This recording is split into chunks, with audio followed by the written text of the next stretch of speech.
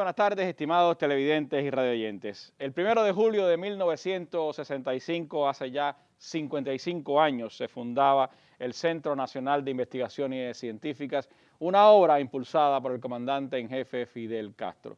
Un centro que ha sido raíz del desarrollo de las ciencias biológicas, de las ciencias farmacéuticas en Cuba y que tiene mucho que mostrar de su historia a lo largo de estos años. Al CENIC, a su historia, estaremos dedicando esta mesa redonda de hoy en su primera parte, en la que además estaremos brindando información a todo nuestro pueblo sobre la situación actual de los medicamentos en el país y también en los minutos finales estaremos actualizando la situación epidemiológica de Cuba en estos momentos. Tengo el placer de que me estén acompañando esta tarde en nuestra mesa redonda el doctor José Ángel Portal Miranda, ministro de Salud Pública de nuestro país, el doctor Eduardo Martínez Díaz, presidente del Grupo Empresarial BioCuba Pharma, el doctor Julio Alfonso Rubí, director general del Centro Nacional de Investigaciones Científicas, CENIC, y la doctora Saraí Mendoza Castaño, directora de Investigación, Desarrollo e Innovación de ese centro científico. Con ellas compartiremos nuestra mesa redonda de hoy. A ustedes los invito a adentrarnos en el mundo de la ciencia y también de los desafíos que tiene el sistema de salud cubano. Ojalá que legiones de cubanos se sumen. Hoy todavía es un círculo reducido, el círculo de los investigadores, porque las circunstancias le dificultaban el camino a la inteligencia. El futuro de nuestra patria tiene que ser necesariamente un futuro de hombres de ciencia, tiene que ser un futuro de hombres de pensamiento, porque precisamente es lo que más estamos sembrando. Lo que más estamos sembrando son oportunidades a la inteligencia.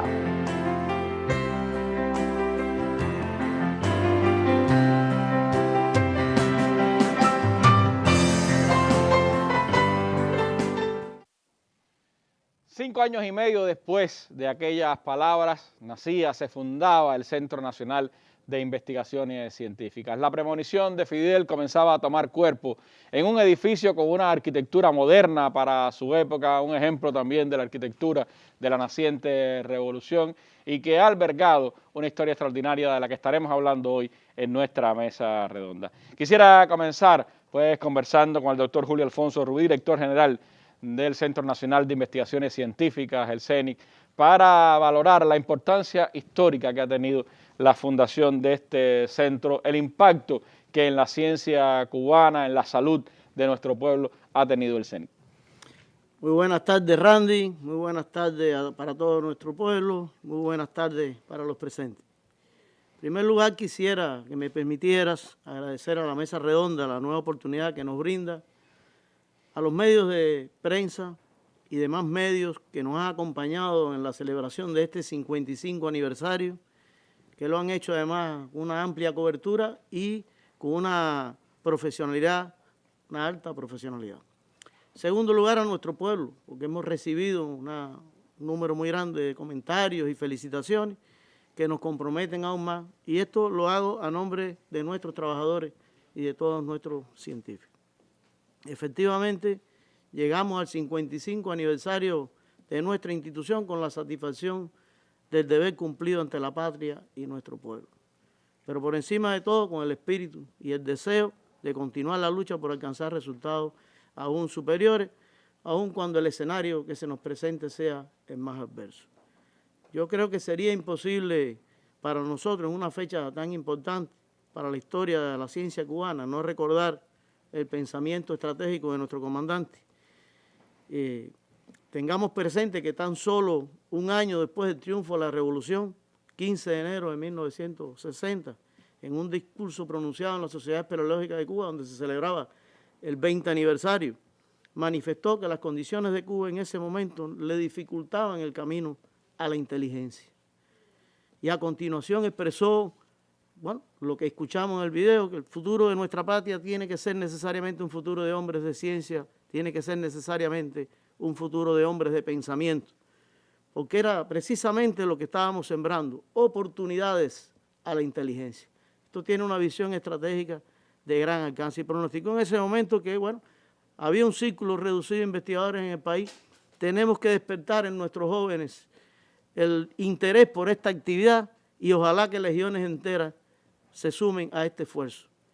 Con tal convencimiento, como usted expresó, 5 años más tarde, en medio de serios conflictos derivados de la crisis de octubre, fuertes amenazas y tensiones con el gobierno de los Estados Unidos y sus lacayos y la contrarrevolución interna apoyado con todos los medios, construye este monumento para la ciencia cubana, que es, como usted expresó, una arquitectura realmente revolucionaria para la época, que tuvo sus premios además, el primer centro multidisciplinario de ciencias biomédicas y agropecuarias.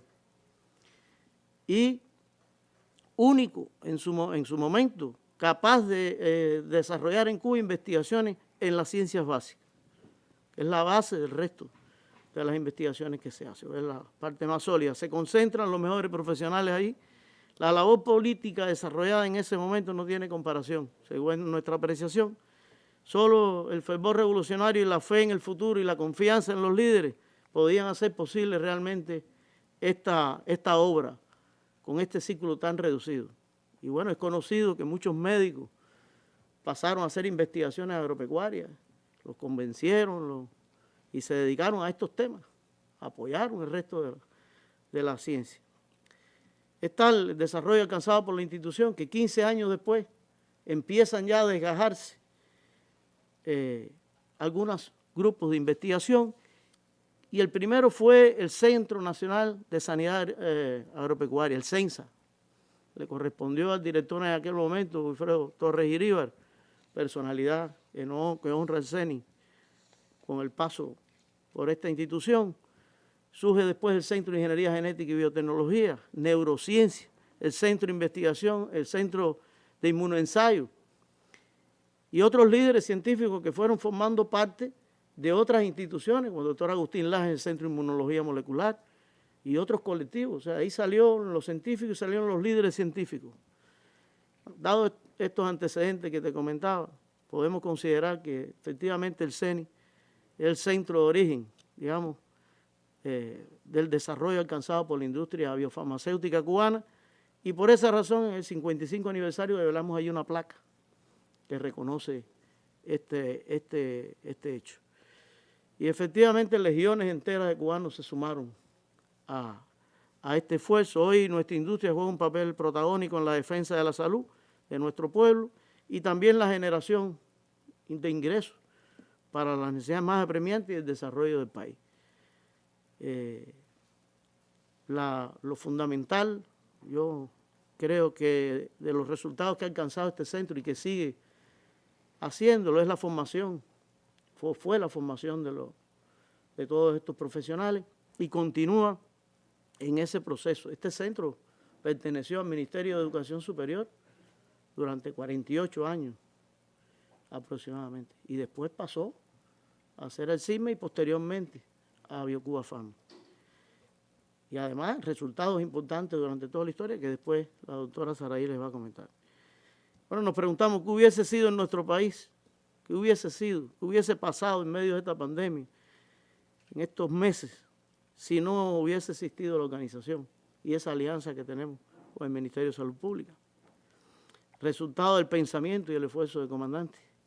Estarían los interferones, el itolizumab, Jubinsa, biomodulina T, todo esto salió de estos centros, entre otros muchos. Podemos imaginar entonces cuánto sufrimiento le ahorró al pueblo de Cuba el pensamiento estratégico del comandante. Yo creo que vale la pena mencionar la coherencia del pensamiento político y estratégico del comandante. Un ejemplo para esta generación y para las que vienen.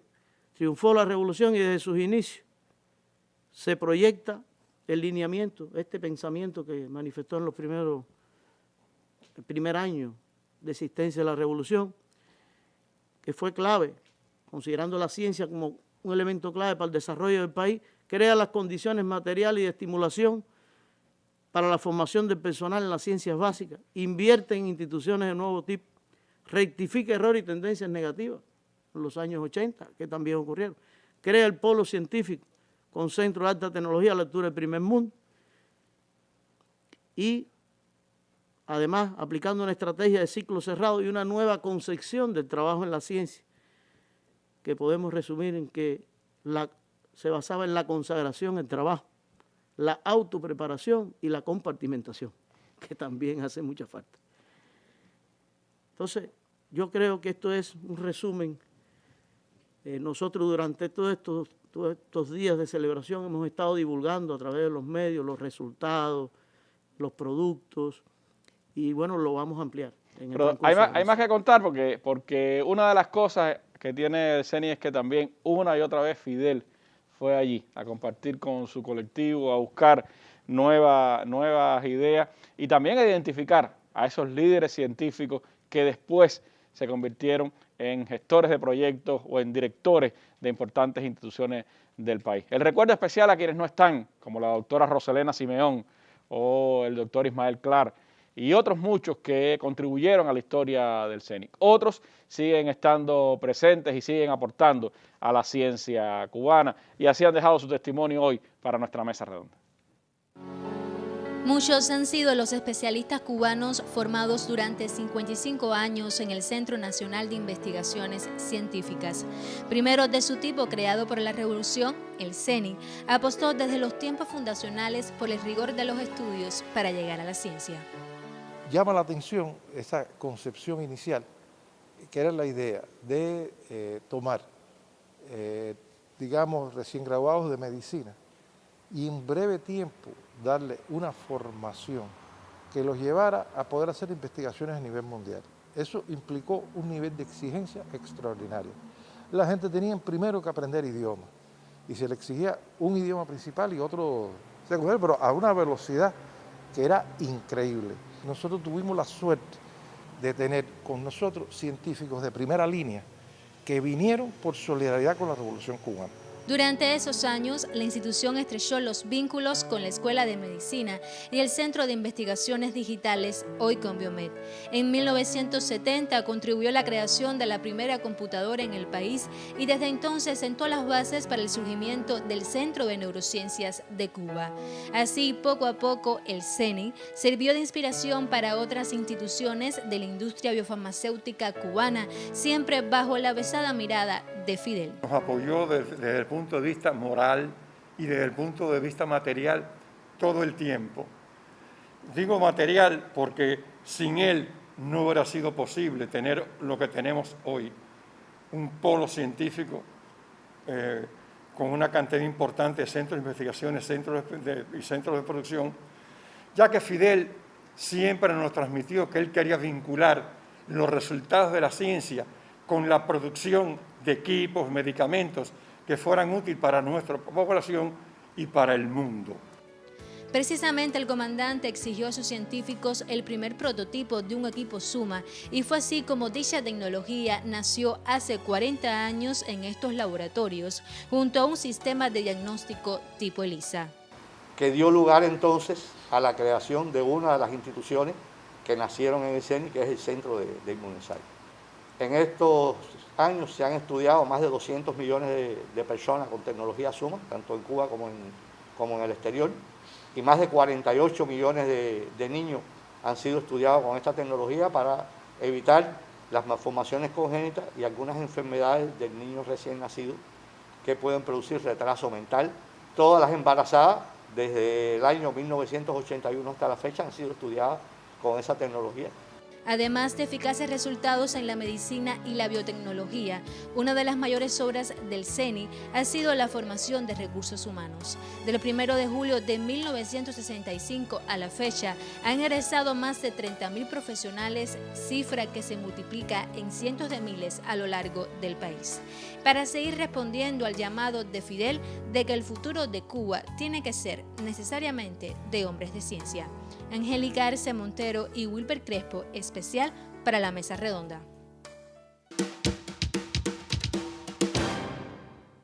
allá también en las imágenes a la doctora Lidia Tablada, a muchos otros que sin duda son parte de la historia de la ciencia cubana de la revolución y que tuvieron pues sus momentos iniciales de formación precisamente en el Centro Nacional de Investigaciones Científicas. Un lugar que, como yo decía, fue pues escenario de unas y otras visitas de Fidel en diferentes momentos de la historia. Yo creo que una de las más significativas fue aquella del 2010, cuando después de la enfermedad que lo alejó de la dirección del gobierno del Estado en el país, pues el comandante en jefe, su primera aparición pública es precisamente visitando el Centro Nacional de Investigaciones Científicas por los días en que cumplía precisamente aniversario. ¿Qué significó, Julio, para el colectivo, el CENIC, aquella visita de Fidel en el 2010? ¿Cuánto sigue marcando hacia los nuevos tiempos que está viviendo la ciencia y también el centro de ustedes para el desarrollo del país?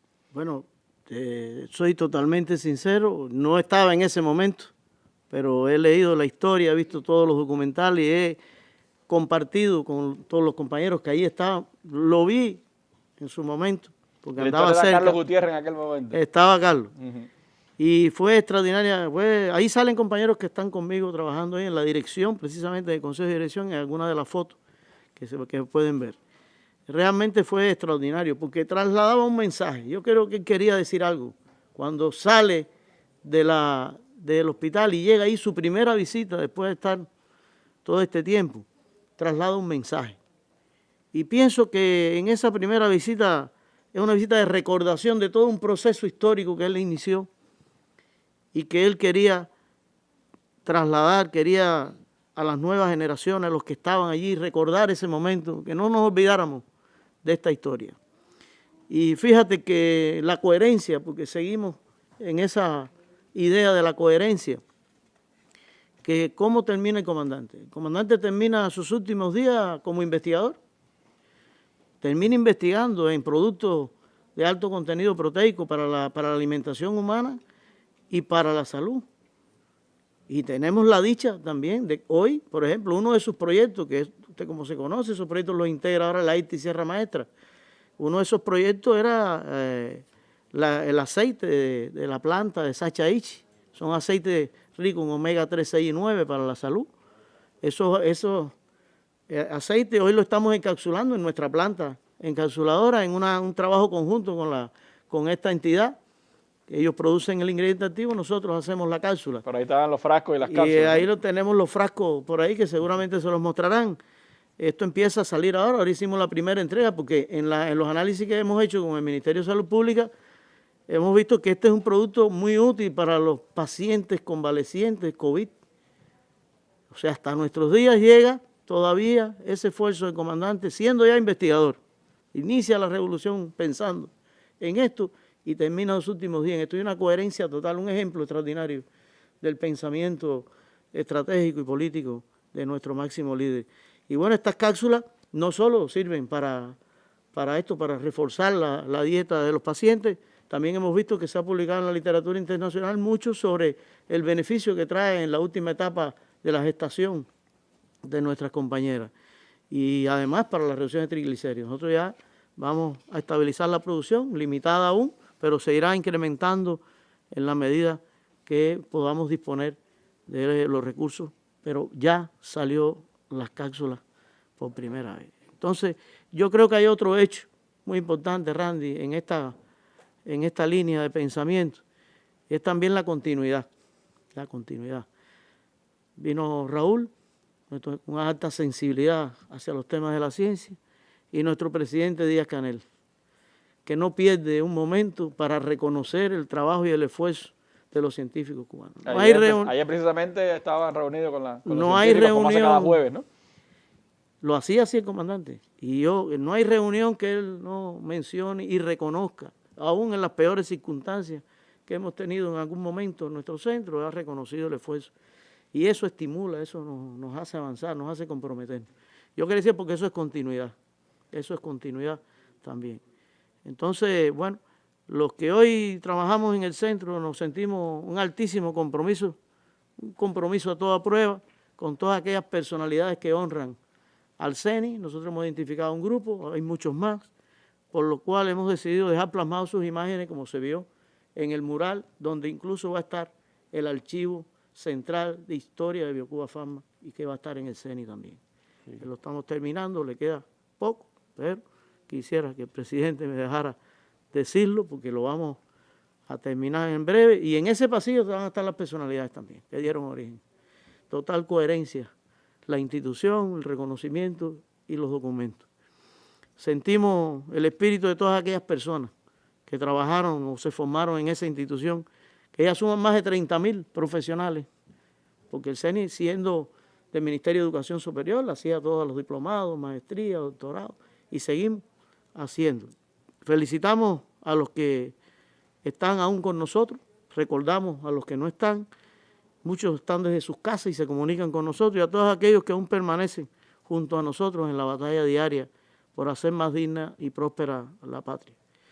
Quisiera reconocer, si usted me lo permite, haciendo uso del principio martiano de honra a un grupo de organismos e instituciones que han contribuido realmente, activamente, a mantener la vitalidad y el crecimiento ascendente del CENI. Ellas son el Ministerio de Salud Pública, para el cual trabajamos realmente. Todos los ensayos clínicos, todas las evaluaciones, los órganos reguladores. Una alianza indisoluble. ASCUBA, que ha sido el suministrador de las materias primas fundamentales para la producción del policosanol, el vasoactol, el prevenol, la cera de caña de azúcar. Vital, Ministerio de la Agricultura, que nos ha estado suministrando diferentes productos para la producción de productos naturales. El CISMA, la rectoría de los programas y los proyectos, la OSDE agroforestal, dentro de ella Apicuba en particular, y el Centro de Investigaciones Apícolas. Vamos a sacar una planta productora ahora que la recuperamos de propóleo, extractos blandos de propóleo, materia prima para la industria y para nosotros mismos. Y esto también es en una alianza, también económica, estratégica, como quisiera llamarlo, cooperada, según la forma. El MININ, el Instituto Nacional de Recursos Hidráulicos y Aguas de La Habana, que en los últimos tiempos ha resuelto problemas históricos. Incluso que nos ahorre, para un ahorro extraordinario de agua, porque las redes eran realmente muy viejas, 55 años, y nos han estado ayudando con una intensidad tremenda. Hay que agradecerle a la Unión Nacional Eléctrica, el INEL, que es la empresa de proyectos, y Heysel, para los grupos. Han estado por ahí en este tiempo todos, y todos realmente han dado un aporte enorme. El Ministerio de Energía y Minas con Maquimotor, que nos ha hecho unos arreglos importantísimos, los bancos capacitores, el MINDUS, el MITRAN con Transmetro. Eso ha sido extraordinario, poder garantizar la movilidad de nuestros trabajadores. Y dentro de nuestra organización, especialmente al Centro de Ingeniería Genética, es el hermano más cercano que tenemos ahí, lo abrazamos con mucho cariño. Y que cumple años el mismo día, además. Que cumple años el mismo día y que también hemos felicitado. Nosotros nos sentimos, hay una alianza perfecta como con todas las instituciones nuestras, que es las cosas grandes de Biocuba Pharma, es el bloque de toda nuestra institución hacia un mismo objetivo. Servigen, que es la empresa de servicios generales, Cine, Mexol y Novatec, que son los que nos hacen las tabletas. O sea, yo no quisiera la cámara, y Encomé, que lo distribuye. Pudiéramos estar hablando mucho tiempo aquí de todos los que nos ayudan, y por eso queremos agradecerle. Yo quisiera reiterar el agradecimiento de todos los trabajadores del CENI a todo nuestro pueblo por la confianza, y al gobierno por la confianza que ha tenido en el CENI, y nosotros realmente estamos muy comprometidos y no haremos quedar mal. Continuaremos la lucha junto a nuestro pueblo y nuestra revolución. Gracias, director, pero el CENI no es solo historia, es presente, sigue investigando, y de eso estaremos hablando en breve en nuestra mesa redonda. Tenemos que desarrollar las producciones de la inteligencia. Y ese es nuestro lugar en el mundo, no habrá otro.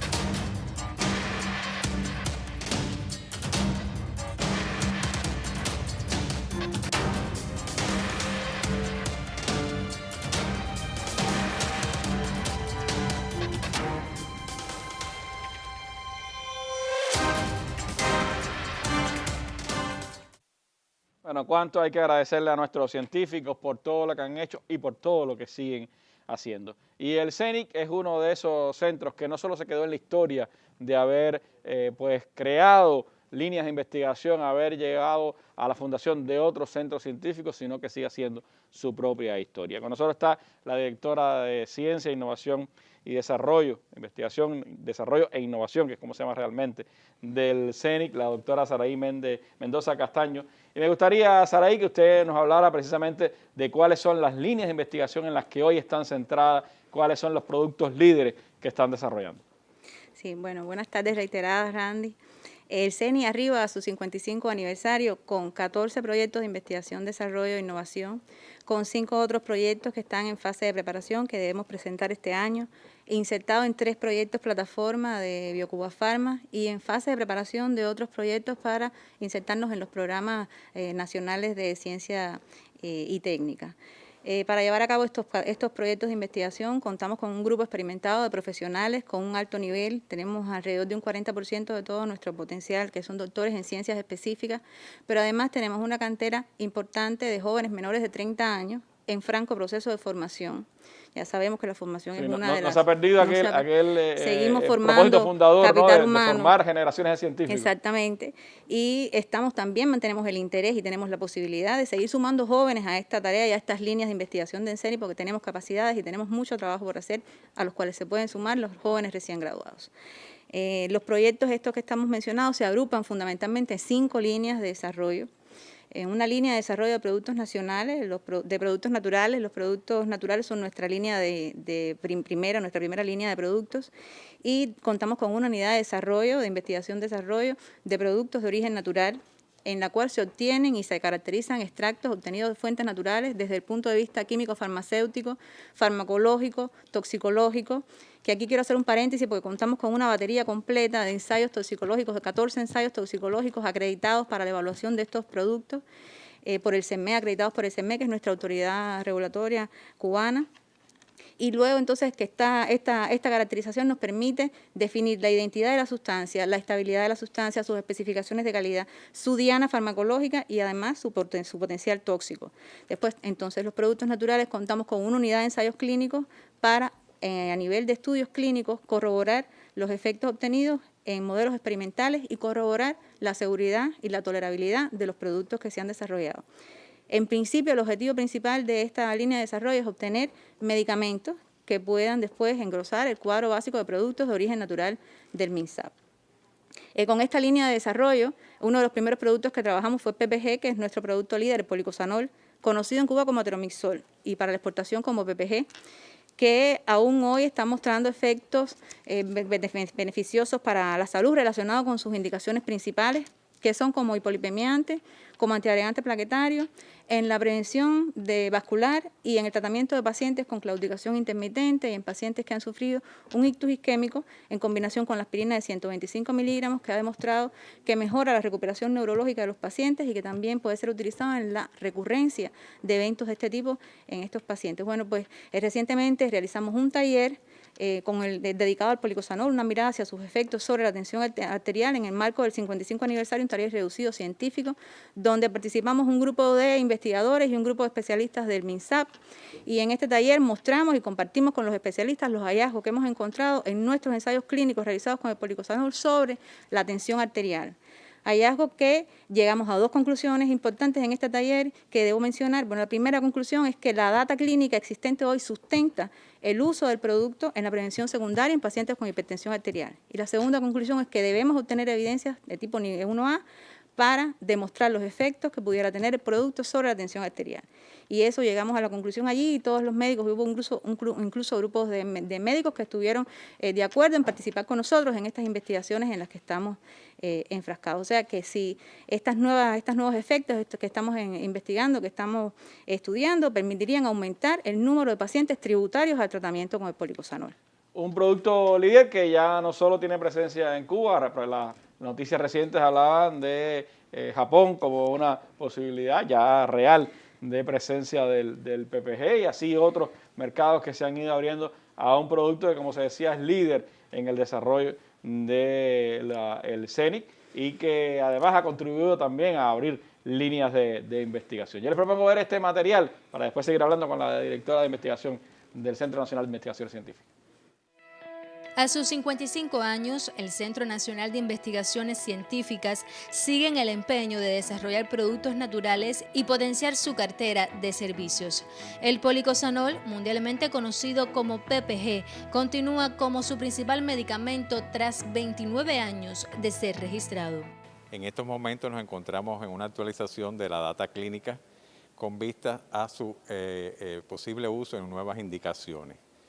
Recientemente concluimos un estudio clínico en pacientes con síndrome metabólico, donde se demostraron los efectos hipolipemiantes y antioxidantes en estos pacientes. Además, se proyecta un estudio clínico en pacientes con deterioro cognitivo de origen vascular, al tiempo que se trabaja en la obtención de formulaciones de aceites vegetales ozonizados. Que permitan un mejor uso, un uso más fácil para los pacientes del aceite de girasol ozonizado de uso tópico, es decir, el oleosón tópico. Con ello logramos un uso más amigable y una mayor penetración desde el punto de vista de lograr una cura más rápida y efectiva de las distintas afecciones dermatológicas que se tratan hoy en nuestro país. En la cartera de servicios se contará también con las pruebas toxicológicas y farmacológicas que indiquen la inocuidad del producto. Como novedad, se podrá aplicar el aceite ozonizado en la medicina veterinaria. Y hemos hecho un ensayo clínico muy exitoso, fase 2, en demodicosis canina, y nos permiten continuar o pasar a la fase 3 unido al MINAC y a todas las autoridades agropecuarias de nuestro país. El CENI desarrolla hoy 14 proyectos de investigación científica y 4 de innovación. Uno de los principales retos continúa en la obtención, desarrollo y registro sanitario de productos naturales encaminados a resolver problemas de salud de nuestra población y que puedan a la par posicionarse en el mercado internacional. Angélica Arce Montero y Wilber Crespo, especial para la Mesa Redonda.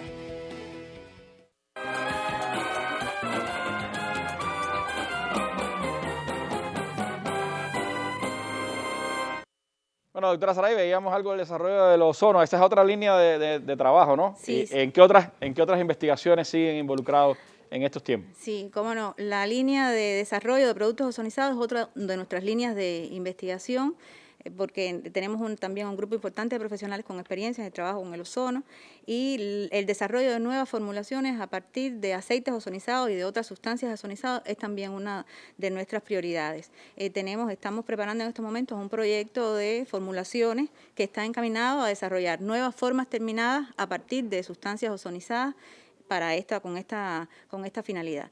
Yo quería aclarar, Randy, que entre las premisas de estas líneas de investigación se encuentra el trabajar en desarrollo de productos que puedan finalizar el ciclo en las facilidades productivas con las que contamos hoy en la empresa, como es la planta de cápsulas blandas, que como sabemos es la única de su tipo que cuenta el país y que representa una oportunidad y una fortaleza de nuestra empresa. Pues para nosotros es un reto desarrollar nuevas formulaciones que puedan tributar productos a esta planta de cápsulas blandas.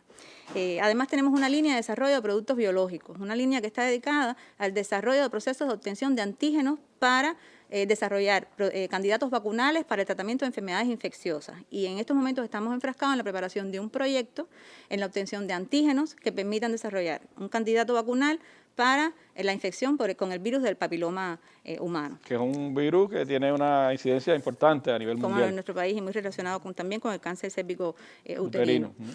Sí, y recientemente creamos una necesidad importante crear también una unidad para el desarrollo de equipos y sistemas, que es, que ya decía, de reciente formación y está dedicada fundamentalmente a la necesaria actualización de los equipos con los que contamos y con los que el CENI incluye en su cartera de productos que comercializa hoy. Estamos hablando del DIRAMIC, que es el equipo para el diagnóstico microbiológico rápido, de los equipos generadores de ozono para el tratamiento de agua, que son la línea de equipos Ozonei, y de los equipos generadores de ozono para aplicaciones médicas, que es el Ozomed Plus.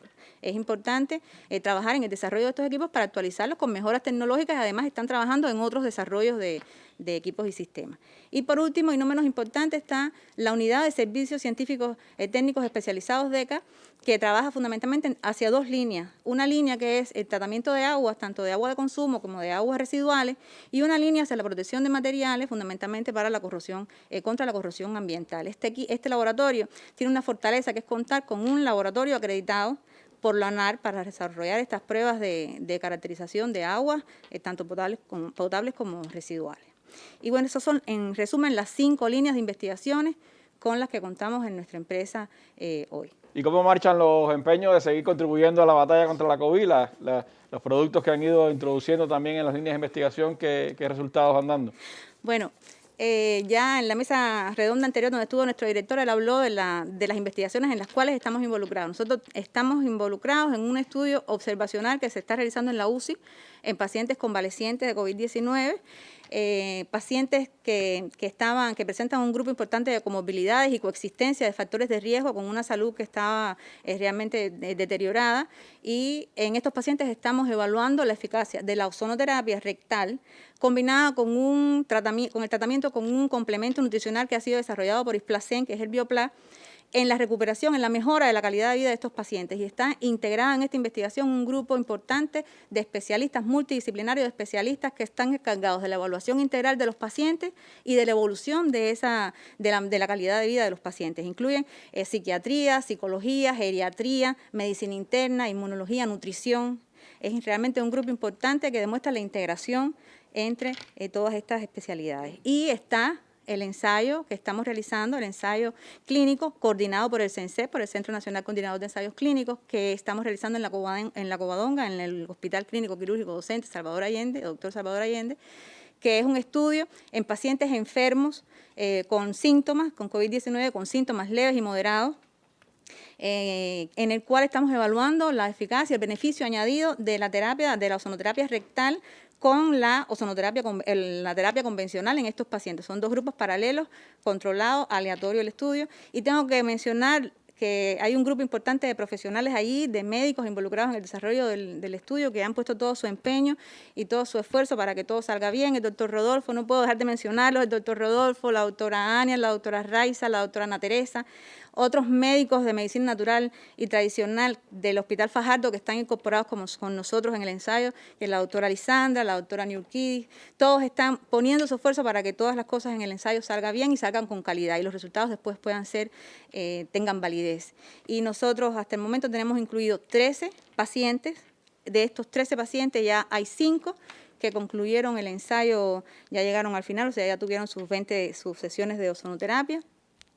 Y los resultados, bueno, de los pacientes que estaban recibiendo la ozonoterapia, de los 5 pacientes, 3 estaban recibiendo ozonoterapia, los pacientes negativizaron el PCR antes que los que estaban solo con el tratamiento convencional. Esto es un resultado muy preliminar, pero es realmente alentador. En realidad, si estos resultados se mantienen y si esta tendencia es así, estamos en presencia de un tratamiento que está disponible en algunos de los hospitales de la red de hospitales de nuestro país, que los equipos están disponibles también porque son fabricados por el CENI, por el propio CENI, son los Diramid Plus, y estaríamos hablando de un beneficio importante no solo para el paciente, sino también para el sistema de salud, porque estaríamos reduciendo la estancia hospitalaria y los costos asociados a la estancia hospitalaria.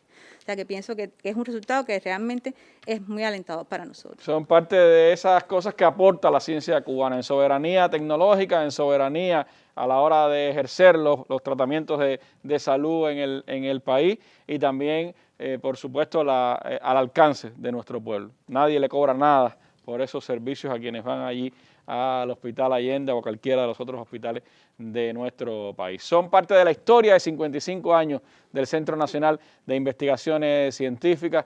Nuestra felicitación desde este colectivo de la Mesa Redonda a todo el equipo de trabajo del CENIC, a todos los que han sido parte de su historia y por supuesto que esperamos continuar escuchando nuevos productos, nuevas acciones científicas, nuevos resultados de este importante centro de investigación de nuestro país. Siga con nosotros aquí en la Mesa Redonda.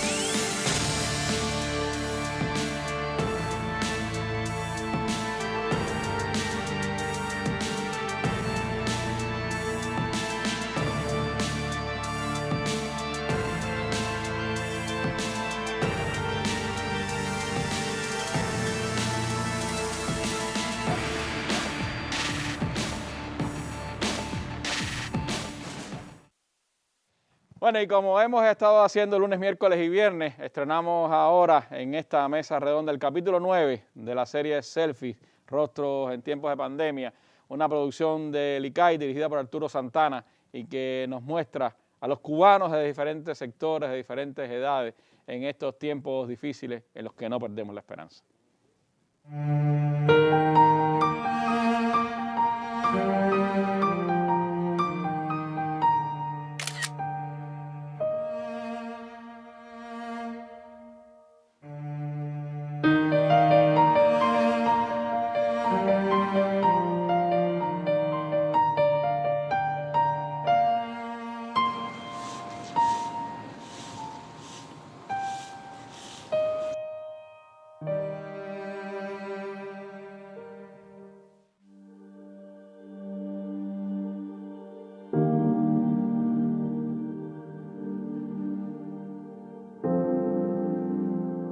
Mi nombre es Marta Gálvez Cabrera, soy médico de la familia del Policlínico Plaza, consultorio 19.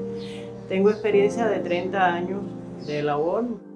Me encuentro aquí en este consultorio donde atendemos una población bastante amplia, fundamentalmente adultos mayores, que es una población muy vulnerable ante esta pandemia. Estamos enfrascados en una ardua tarea con fines de prevenir y que no se nos enferme ninguno.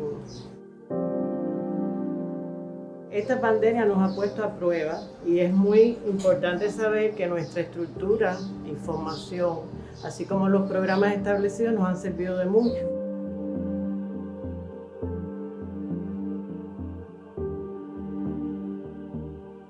Nuestro objetivo fundamental es la prevención y la promoción de salud y gracias a toda esta formación y esta organización hemos podido, y estamos orgullosos de eso, tener un control de esta enfermedad, que en la unión está la fuerza. Continuar trabajando con el mismo fervor, con el mismo entusiasmo y cumpliendo nuestros objetivos, que es la organización y la promoción. Para prevenir cualquier cosa que venga, para interactuar, para combatir cualquier problema de salud que aparezca.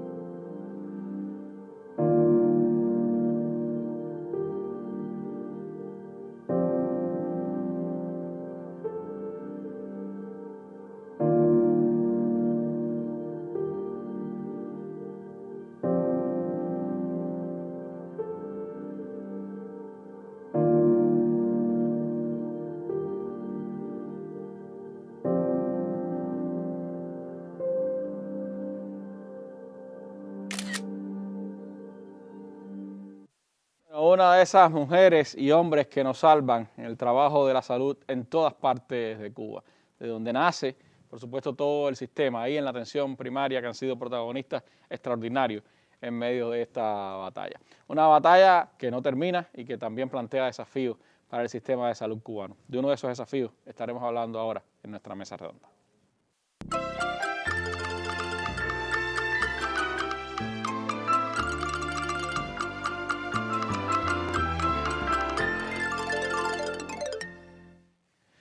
Bueno, en medio del combate a la COVID-19, sin duda uno de los desafíos que ha tenido que enfrentar el sistema de salud cubano ha sido la situación de los medicamentos. Por un lado, cómo garantizar que todos los pacientes de la COVID-19 tuvieran acceso a los tratamientos necesarios en medio de una circunstancia mundial bastante complicada. Y por el otro lado, el esfuerzo cotidiano, los medicamentos que hacen falta todos los días para los pacientes del país. ¿Cuál es la situación actual? ¿Cómo se está enfrentando? ¿Cuáles son los desafíos de eso?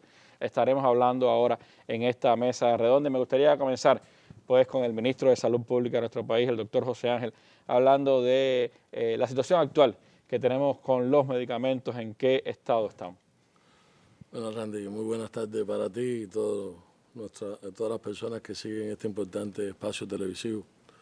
Siempre agradecer poder compartir con el pueblo algunos de los elementos importantes del quehacer de la salud pública cubana. ahora estaba oyendo a Julito y oí a Saraí, y aunque me quites un minuto al final de la intervención, no quiero dejar de también sumarme al reconocimiento a este importante centro, el CENIC, que es la cuna de la investigación científica cubana revolucionaria. Yo creo que su nombre así lo dice, y es de la visión estratégica, forma parte de la visión estratégica de nuestro invicto comandante en jefe, líder histórico de la revolución. Y ahí se hablaba, es decir, cuánta formación de profesionales, de investigadores han estado, uno que no se conoce toda la historia, cuando cada vez que la oye siempre aporta cosas nuevas. Y también fue generador de otros centros de investigación del país. Julito lo decía, es decir, cómo desde ahí se desprendieron y fueron haciendo nuevos centros. Ahí hay muchos médicos, es decir, uno los veía que desde el inicio se incorporaron, es decir, le dieron la tarea de convertirse en científicos y empezar a abrir nuevos centros. Yo creo que es justo que desde el Ministerio de Salud Pública, que recibe tantos beneficios en todos estos años de este importante centro de investigación científica, también felicitar al colectivo de esta importante institución. Ahora, Randy, el tema de los medicamentos. El tema de medicamentos es uno de los principales temas que constituyen hoy preocupación para nuestro pueblo, y eso lo tenemos claro. También es una preocupación para el Sistema Nacional de Salud a partir de la afectación que hay en la disponibilidad de los mismos. Y es una situación real y un tema que igualmente afecta a muchos otros países del mundo, muchas naciones hoy tienen situación realmente con medicamentos, y no es que no querramos comparar, sino que internacionalmente se ha convertido en un problema vinculado a múltiples causas, acrecentadas ahora por una escasez global que se ha estado dando con los medicamentos comunes debido a la decisión de algunos países de limitar exportaciones de ciertas medicinas vinculadas a este tema de la pandemia provocada por la COVID-19. Esta pandemia no solo ha afectado la economía cubana, y así se está viendo, también lo ha hecho en la economía mundial. Y uno de los vertientes, de los sectores que ha afectado, sin lugar a dudas, ha sido la industria farmacéutica, y eso también repercute en nuestro país. No podemos desligarnos, y así lo veíamos cuando analizábamos este tema, de la situación internacional. Como se ha explicado en varias ocasiones, el país ha tenido que realizar ajustes en su plan de la economía, lo cual se ha visto afectado a no poder contar, eso lo estaba explicando el presidente, el primer ministro, el ministro de Economía.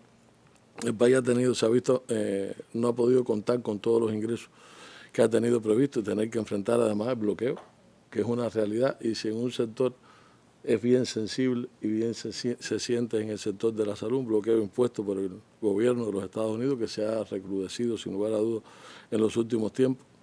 El presidente lo decía el otro día, con un asedio a las principales actividades económicas, persecución financiera, campañas de descrédito a pilares de nuestra economía que nos ponen en una situación sin dudas compleja. Y entre ellos a la cooperación, a los servicios de salud cubanos en el exterior, que son un pilar básico también para sostener el sistema de salud. Y lo que no entienden es que eso también se revierte de manera directa en el sector de la salud. Es decir, todo ese esfuerzo que hacen nuestros profesionales también en el exterior se revierte de manera directa en la salud de nuestro pueblo. Y aunque el mundo insiste, en el mundo hay un gran dilema, economía-salud. Sin embargo, eso no es para nosotros. Para nosotros, para nuestro gobierno, no hay duda de que la salud es una prioridad, y como lo hemos dicho siempre, salvar vidas será siempre el objetivo supremo de cada acción que nos proponemos. Así lo hemos demostrado durante estos 60 años de revolución, y yo creo que así se ha demostrado también en el enfrentamiento a esta situación compleja que ha sido la COVID-19. Yo tengo, Randy, total convencimiento de que nada alivia a una persona, a una familia, a un hogar cuando falta un medicamento indispensable para la salud. Es decir, eso no lo sustituye nadie, nosotros entendemos perfectamente eso. Pero existen realmente condiciones reales y objetivas de las cuales no podemos desentendernos, que impiden a nuestro país dar una respuesta a la totalidad del cuadro básico que hoy tenemos, cuadro básico de medicamentos me refiero, y que nuestro pueblo entienda esa realidad también es vital en estos momentos. Bueno, las personas preguntarán por qué el ministro empieza por ahí. Y para nada estamos justificando absolutamente nada. Esta explicación no es para decir que estamos cruzados de brazos. Es decir, esto es una explicación para decir que tenemos total claridad del problema, que lo estamos enfrentando y que dentro de la compleja situación financiera que atraviesa el país, el gobierno ha estado adoptando decisiones para priorizar la importación y producción de medicamentos y por eso queremos explicarlo con toda transparencia a nuestro pueblo. Es decir, nosotros partimos de reconocer que es un problema que no hemos logrado resolver, aún cuando está en la prioridad, pero no estamos esperando, estamos batallando para buscarle soluciones a la realidad que presentan los medicamentos hoy en Cuba. De hecho, este programa tiene un chequeo sistemático por la dirección del país.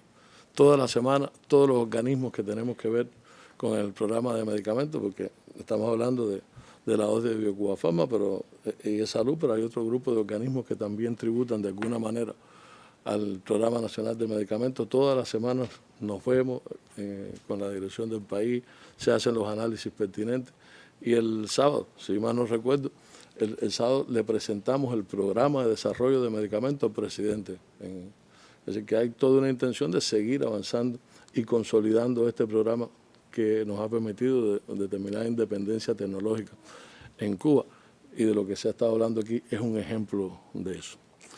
Yo antes de que Eduardo pudiera explicar, el presidente de Biocuba Pharma, quiero explicar a nuestra población algunos elementos de cómo está conformado el cuadro básico de medicamentos en el país, que todos los años lo vamos actualizando. Ese es un programa que todos los años se revisa, se va incorporando nuevos medicamentos, acorde a las mejores experiencias internacionales, lo hace un grupo de expertos de conjunto con la industria médico farmacéutica y biotecnológica. El programa de medicamentos en Cuba tiene premisas básicas, que ahora lo reactivamos, lo veíamos de nuevo, vinculado a asegurar la disponibilidad de medicamentos destinados a la salud de nuestro pueblo, al desarrollo e introducción de productos innovadores y tecnologías, como los ejemplos que hemos estado discutiendo en estos días en las mesas redondas que se han puesto aquí también, para lograr no solo producir para satisfacer la demanda de la población cubana de los servicios de salud, sino también que nos sirva como fuente de ingresos a partir de las exportaciones,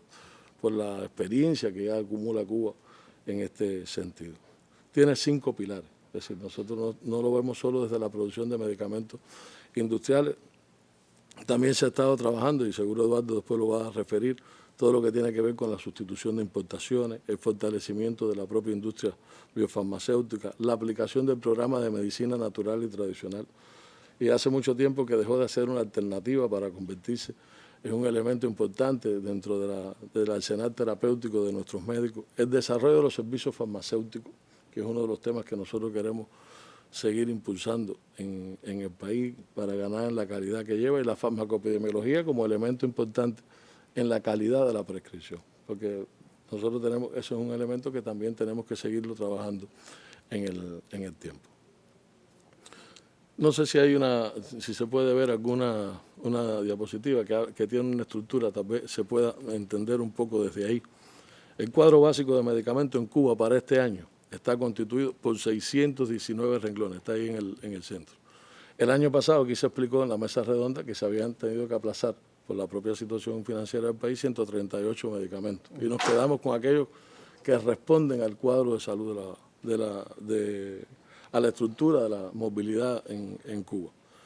De ellos, 263 medicamentos son importados por el Ministerio de Salud Pública. Eso representa el 42% de todos los medicamentos, o sea, de los 619. Y 356, el 58%, se producen en la industria nacional. 350 los produce Biocuba Pharma, 5 la industria alimentaria y 1 el CENSA, que es una entidad perteneciente al Ministerio de Educación Superior. De estos 619 medicamentos disponibles, se clasifican según su nivel de distribución 351 que solo van a las instituciones de salud. Es decir, esa la población no la ve en la farmacia. Ese grupo de medicamentos va a los hospitales, va a los policlínicos, a determinados centros especializados. Y 268 son los que van a la red de farmacia. 85 medicamentos de esos que van a la red de farmacia son medicamentos que son de tarjeta control, que son extremadamente sensibles, que están destinados a proteger las principales enfermedades crónicas de nuestro pueblo, y 12 que son prescritos por certificado médico de especialidades. Ahí aparece también de estos 85 de medicamentos de tarjeta de control que conforman el cuadro básico, 3 millones de pacientes hoy tienen tarjetón en Cuba. Si le estamos hablando de 3 millones de pacientes y 7,2 millones de inscripciones. ¿A qué me refiero? Es decir, que un paciente como promedio consume 2,4 medicamentos. Es decir, que tiene 2 tarjetones o hasta 3 incluso. No, está en el mismo certificado, le hacen el mismo tarjetón, pero es un incremento del consumo. Y en la medida que la población va envejeciendo, claro, como es lógico, se van incorporando enfermedades en nuestra población que requieren el incremento del consumo de medicamentos. Y eso es uno de los temas que cada año, cuando vamos a hacer el plan, lo discutimos de conjunto con Biocuba. Recuerden una cifra que nunca se me olvida, los 82.000 personas ancianas que tienen las 3 comorbilidades que eran graves para la COVID-19. La hipertensión, la diabetes. De los 85 medicamentos, Randy, 62 lo garantiza la industria nacional. Es decir, de los 85 medicamentos de tarjeta de control, 62 se logran garantizar en Cuba. Y eso es un paso importante.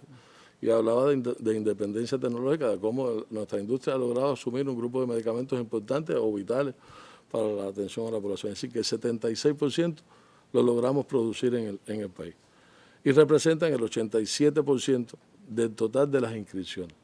Es decir, de 6,3 millones de pacientes consumen medicamentos que hoy se producen en la industria nacional. De los 258 medicamentos que llegan a la red de farmacias, ahorita lo decía cuando veíamos la gráfica, cuando veíamos la pantalla, 204 los produce Biocuba Pharma. Es decir, el 76% de lo que hoy se vende en las farmacias comunitarias, nosotros logramos producirlo en el país. Y 64 sí son importados por el Ministerio de Salud Pública. Además de este programa, disponemos, y esto ha tenido un avance importante durante el último año, disponemos de un incremento de la producción de la medicina natural y tradicional. Y hablaba de la medicina natural y tradicional no como una alternativa, que a veces no, medicina, no. Realmente está demostrada la eficacia de la medicina natural. Nosotros hemos ido incrementando, no sé si se puede ver también la pantalla que sigue, nosotros hemos ido incrementando la producción de medicina natural y tradicional en los últimos años, en semisólido, en jarabes, en tintura.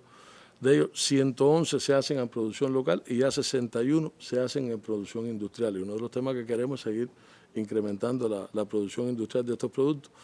Ya de 92,9 millones, terminamos este último año, se ve prácticamente cómo en los últimos años ha venido creciendo. Este año tenemos previsto producir 95 millones y hasta ahora se ha venido cumpliendo el plan, lo que realmente tampoco satisface la demanda. Es decir, hemos estado hablando de un estimado de alrededor de 125 millones que queremos llegar en los próximos años, pero lleva un grupo de materias primas también que hay que asegurar para hacerlo en el tiempo, pero es un programa que consideramos cuando hicimos la evaluación que nos encontramos en el mejor momento de la historia y también dando respuesta a las orientaciones dadas por el primer secretario del Comité Central del Partido Comunista de Cuba, el general de ejército Raúl Castro, que realmente le ha prestado el máximo de atención al desarrollo de esta medicina.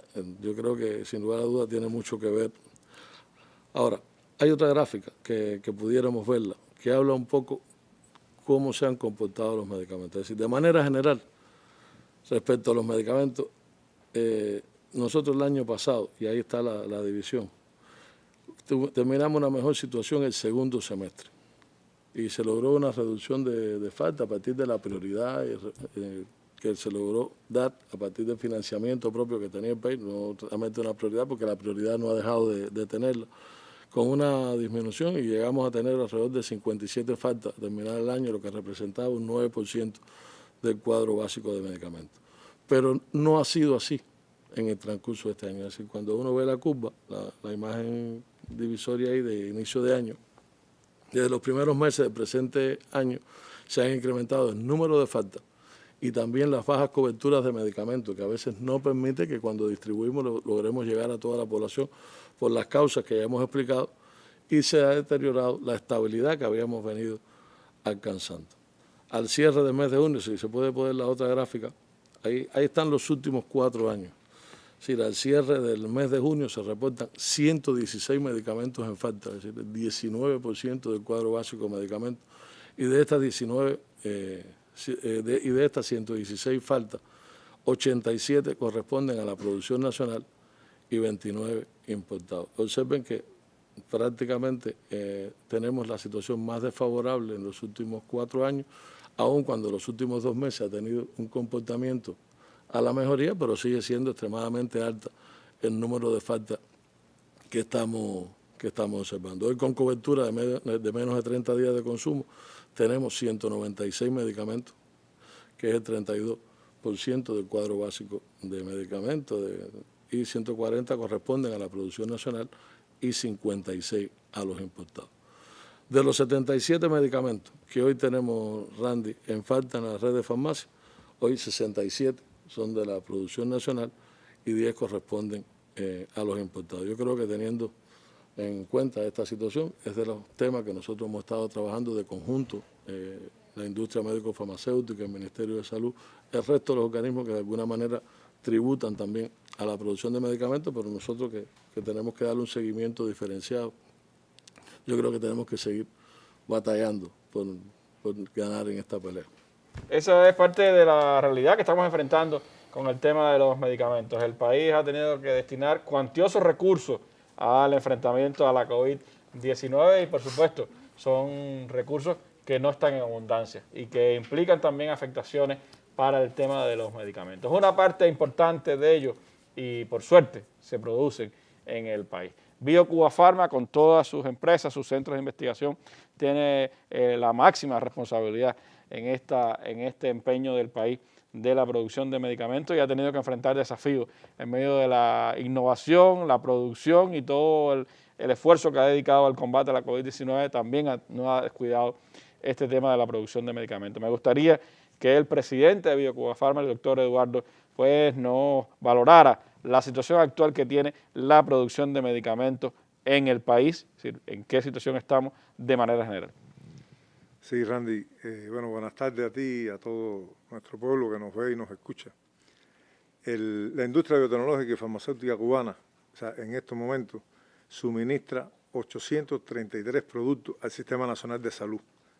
De ellos, como decía el ministro, 350 son medicamentos, porque suministra también equipos, dispositivos médicos, sistemas diagnósticos, o sea, un grupo de otros productos. Como decía el ministro, o sea, realmente contar con una industria biofarmacéutica capaz de suministrar más del 50% de los medicamentos que necesita para los principales problemas de salud, realmente es una garantía y una fortaleza para cualquier país. Y bueno, y la situación actual de la pandemia y todo lo que se ha podido hacer lo demuestra, ¿no? La industria biotecnológica cubana, los resultados que ha alcanzado realmente son incuestionables a lo largo de todos estos años, ¿no?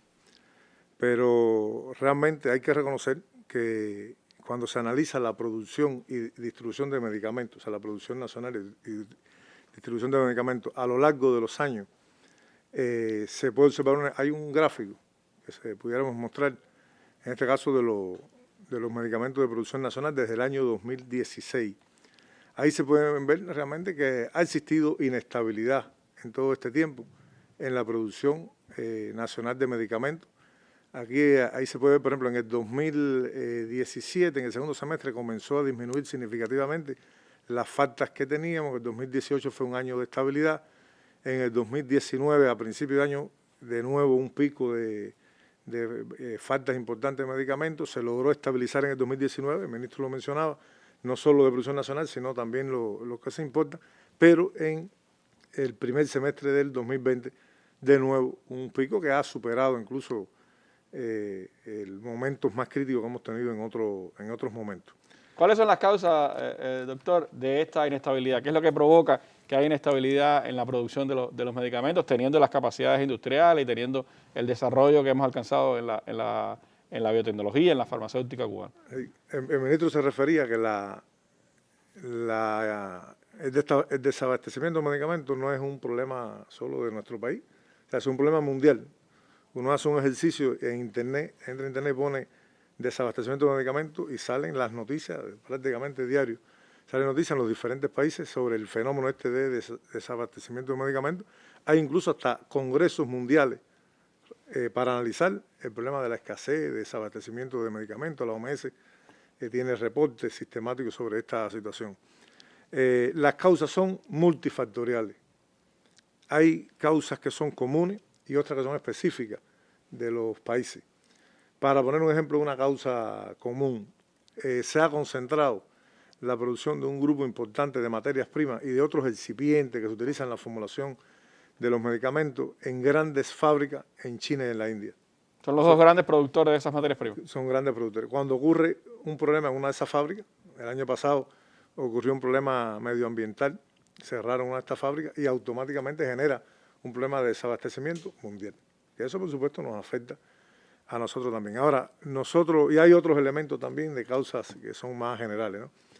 En el caso de Cuba, a esto se le adiciona un problema que está relacionado, que hemos explicado en otras ocasiones, con el brutal bloqueo económico, comercial y financiero de los Estados Unidos, que nos afecta directamente en poder adquirir materias primas, reactivos, piezas de repuesto y otros materiales que se utilizan en la fabricación de los medicamentos. O sea, ¿cómo el bloqueo afecta? Bueno, nosotros tenemos, o sea, para la producción de los medicamentos existe un grupo de proveedores de estas materias primas. Hay proveedores nacionales y hay también materias primas y otros materiales que hay que importar.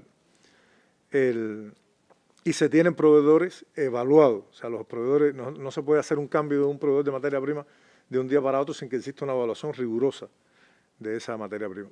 Bueno, nosotros se nos ha presentado durante, o sea, con mucha frecuencia, se presenta que proveedores habituales o es adquirido por una empresa norteamericana, una transnacional o otra empresa, o porque empieza a vender en el mercado de Estados Unidos y por estos mismos problemas de bloqueo y dejan de pronto de suministrar. O sea, esa es una situación que se ha presentado y que ha sido causa. A veces nosotros tenemos algunos excipientes que se utilizan en las formulaciones que tributan a 50, 60 medicamentos. Cuando se afecta uno de ellos, realmente afecta un grupo importante de medicamentos. En algunos casos, Eduardo, imagino que haya un solo suministrador incluso para algunos de estos productos porque por el bloqueo los otros grandes suministradores son norteamericanos. Existen, exactamente. Eso nos pasa mucho con el equipamiento. Y conseguimos equipamiento de los que se utilizan en esta industria en ocasiones que son un equipamiento que no existen muchos proveedores de ese tipo de equipamiento, es adquirido o una parte o totalmente muchas veces esta fábrica y entonces después se nos dificulta el problema de adquirir las piezas de repuesto. Eso es otro de los elementos del bloqueo. Bueno, los problemas bancarios para adquirir estas materias primas, estos materiales, hay que hacer pago a estos proveedores. En ocasiones, o sea, hay proveedores que hasta que no se realice el pago no embarcan las materias primas. Hay otros proveedores que tienen otra actuación y hay más flexibles, otros no. Y muchas veces se demora de forma significativa por los problemas que existen y la persecución financiera, los bancos que no quieren hacer operaciones con nosotros. Nosotros también exportamos los medicamentos. Y bueno, y los ingresos de estas exportaciones se utilizan precisamente para comprar las materias primas y tener esta autonomía en un grupo grande de productos y medicamentos. Y se nos dificulta, en estos momentos nosotros tenemos cantidades significativdas, millones, tratando de buscar las vías para que llegue el dinero. Para que llegue el dinero y para pagarle. Y hay que hacer hay que hacer malabares, para decirlo en un término que se entienda, que no podemos decirlo y explicarlo, porque, insisto, hay una persecución en cada una de las operaciones. Hay que recordar aquí que le han puesto multas multimillonarias a bancos franceses, bancos alemanes, bancos británicos, es decir, prácticamente no hay banco en el mundo que no tenga alguna multa del bloqueo contra Cuba, de los grandes bancos del mundo. No estamos hablando de bancos pequeños a los que le pueden meter más presiones, pero incluso los grandes bancos de los países europeos están multados por las transnacionales, por haber participado de operaciones con Cuba. Exactamente. Y otros elementos, recientemente la mesa redonda anterior, donde tuve la oportunidad de participar, que anunciaba que íbamos a informar al pueblo sobre el tema de la situación de los medicamentos. Yo mencionaba ahí un ejemplo, y que también en la prensa se ha mencionado, unos contenedores donde se transportaban materias primas para 22 medicamentos. Bueno, finalmente se demoraron 2 meses. Esos contenedores llegaron a nuestro país. por problemas de bloqueo, la naviera, bueno, tuvo que, finalmente no descargó los contenedores, regresaron al lugar de origen y se demoraron 2 meses en esos contenedores. Llegaron recientemente 2 meses, bueno, 22 medicamentos afectados porque venían en materias primas para los mismos. O sea que de forma sistemática, no creo que no pasa una semana en que no, de una forma o de otra, se nos afecte algún medicamento, algún producto general de los que hacemos a partir de este tipo de situaciones que se nos presentan desde el año pasado. O sea, el combustible, o sea, todo el fenómeno este que ocurrió a partir del año pasado con el combustible, la falta de medicamentos. O sea, cuando nosotros decimos que un medicamento está en falta, es que está en falta en una provincia o más. O sea, basta, a lo mejor en el resto de las provincias están, pero falta en una y ya se considera que está en falta el medicamento a nivel nacional. Y bueno, nosotros tuvimos, a finales del año pasado, existe una prioridad, pero bueno, la situación del combustible fue muy, muy compleja. Y medicamentos que lo lográbamos fabricar, pero no llegaban a las provincias, no llegaban a las farmacias, por la situación que se dio con el combustible. Es otro de los ejemplos, ¿no?, de las afectaciones. Imagino que ahora con la COVID-19, todo el desafío que enfrentó China primero y ahora la India, que está en creciente desafío frente a la COVID-19, ha implicado también que muchas de estas fábricas hayan ralentizado su producción. Eso ya de hecho es un desafío. Pero sabiendo de esta situación del mercado cambiante que tenemos que enfrentar, ¿cómo se hace la planificación de los medicamentos del país, el control para que esos medicamentos pues no estén tan en falta y se pueda hacer una producción un poquito más estable?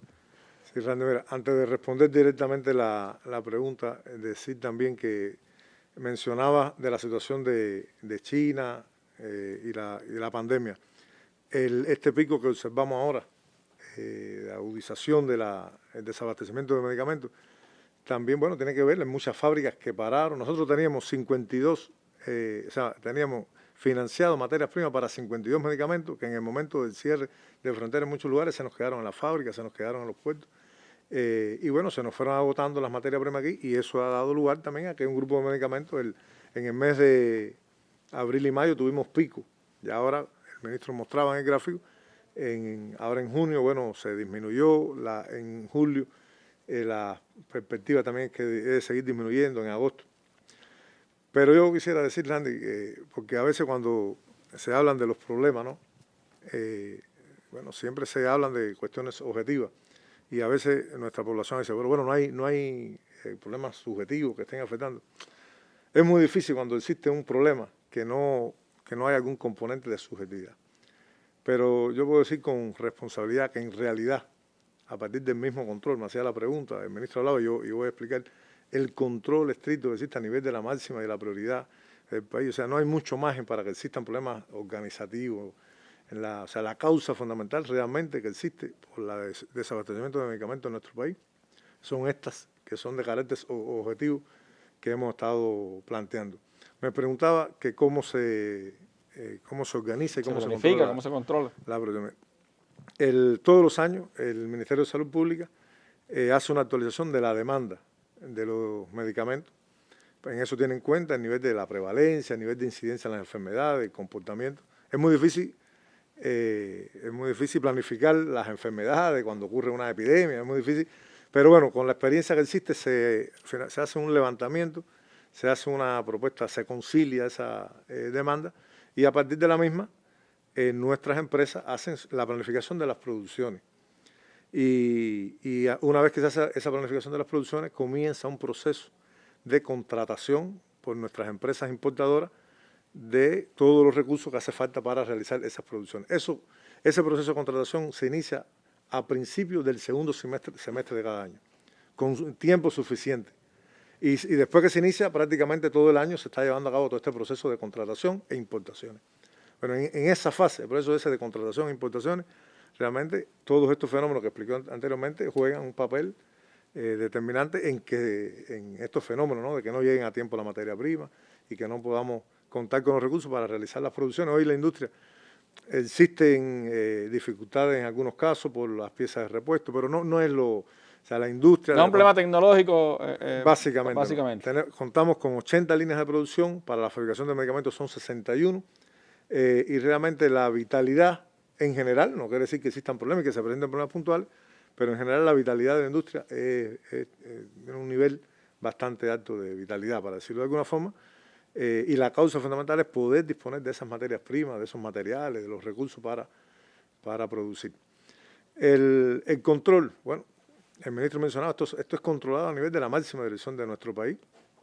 El presidente, el primer ministro, el sábado pasado se hizo un chequeo del programa de medicamentos y toda la semana existe una reunión conjunta del Ministerio de Salud Pública y Biocafama con 2 viceprimeros ministros presidiendo esa reunión y con la participación de otros organismos que tienen que ver con esto. Pero ahora, a lo interno de la propia organización, de la industria, también tenemos un sistema de trabajo donde diariamente, a diferentes niveles, se chequea la producción y la distribución de medicamentos, se hacen encuentros semanales a nivel de todos los directores de las empresas que tienen que ver con esto y los directores de operaciones.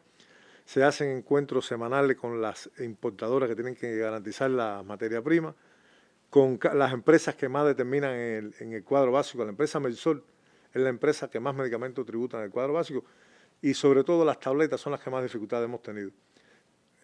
Para que se tengan, bueno, eso lo hemos informado en otros momentos, en el caso de los medicamentos, por lo general requiere más de 10 componentes para la fabricación y basta que falte uno, que no es posible fabricarlo. Quizás a otros productos se le adiciona un poco menos, o incluso no se puede no adicionarse un componente y de todas formas se puede, ¿no? Pero en el caso de los medicamentos es un control estricto y realmente tienen que tener todos los componentes y en ocasión son 10, están los 9, pero falta uno y no se puede fabricar el medicamento. O sea que esas son las características de este tipo de producción. Que tiene incidencia directa en un grupo de medicamentos. ¿Cuáles son los que más están faltando? De eso vamos a hablar en breve aquí en esta mesa redonda, pero ya que habla de Medsol, vamos a ver un reportaje precisamente sobre cómo Medsol y el Centro de Inmunología Molecular, pues productores, uno productor esencial, el otro investigador, desarrollador de medicamentos y además productor de medicamentos, pues están enfrentando este desafío. La empresa de laboratorios Medsol es la productora del 77% de los medicamentos controlados por tarjeta. En los últimos meses, las producciones se han visto limitadas principalmente por la persecución financiera del bloqueo estadounidense y los efectos de la pandemia. Hay medicamentos que en los primeros 6 meses del año se han visto afectados por estas causas. Podemos citar el verapamilo. Ya es un producto que está en producción. Hay otros medicamentos que, como ejemplo, el tramadol, también en los primeros 6 meses del año ha tenido afectaciones. Hay otros medicamentos como el carbonato de litio, que también ya tiene una respuesta productiva y ya hay presencia en la farmacia. En entrevista con el director general de esta empresa, conocimos que actualmente se realizan gestiones para estabilizar la presencia de los fármacos. No obstante, hemos trabajado en el país para buscarle soluciones a estas piezas de repuesto y venimos desarrollando un trabajo con los compañeros de la Unión de Empresas Militares y también con el grupo GELET del MINDU para un grupo de piezas de repuesto que durante este periodo se nos ha hecho muy difícil adquirir. Asimismo, Medsol ha desarrollado nuevos productos. Se desarrolló a principio de año el moxifloxacino, que es un antibiótico que está presente en nuestros hospitales y que es un producto que va a contribuir a la sustitución de importaciones. Por otro lado, el Centro de Inmunología Molecular produce 10 medicamentos que integran el cuadro básico de producción nacional. Hasta este momento, excepto el nimotuzumab o el Simager, el anticuerpo, el resto de los medicamentos nosotros hemos podido garantizar cobertura total de estos medicamentos durante todo este año. Ya nosotros estamos recibiendo un grupo importante de insumos y pensamos que en este producto en particular, a partir del mes de agosto, septiembre, nosotros podamos volver a restablecer la cobertura que teníamos hasta el momento. En medio de complejas situaciones, la misión de las empresas productoras de medicamentos es satisfacer la demanda tanto en la red de farmacias como en los centros hospitalarios. Lisbeth Penning Matos, especial para la Mesa Redonda.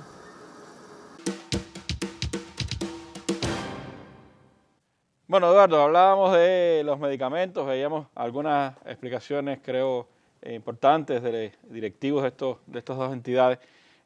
¿Cuáles son los medicamentos hoy que más están en falta de la producción nacional, los grupos farmacológicos más, podríamos decir, golpeados por la situación? Sí, Randy, en estos momentos, o sea, existen 87 medicamentos de producción nacional que están en falta, o sea, entre finales de junio, ahora principios de julio. Dentro de eso hay o sea, ahí aparece un listado, si pueden poner una diapositiva, donde aparecen los grupos farmacológicos más afectados. Por ejemplo, los medicamentos para el asma. Hemos tenido una situación recientemente con el salbutamol, una situación realmente compleja. La causa estuvo dada, o sea, este medicamento requiere de un gas muy específico, que hay que importarlo, viene en una bala, tiene que venir por barco.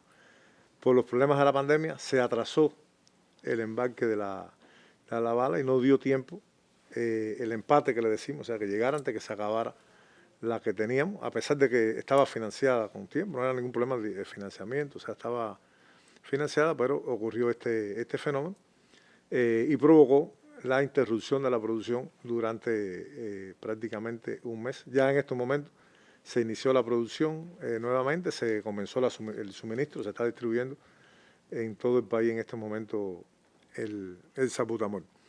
Los productos para la presión arterial, bueno, el enalapril, ahí se mencionaba. Sí, veíamos unas imágenes.